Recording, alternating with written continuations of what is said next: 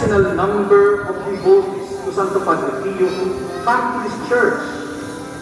This was the strongest argument for the approval of this church to become a national shrine.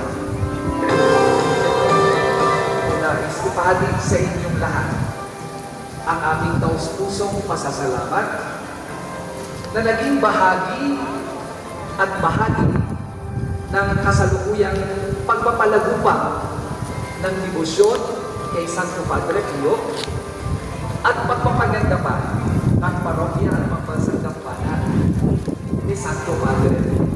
Salamat sa inspirasyon at pangarap ng mga taong naging instrumento ng Diyos upang may isang katuparan at isang piniling Diyos ang may nais, ang bahay dalang at laganap na debosyon kay Santo Padre Pio. Ipagpatuloy pa natin ang isang magandang pagtutulungan patungo sa isa pong binhili. Ang dumami pa ang deboto ni Padre Pio sa buong Asya. Naniniwala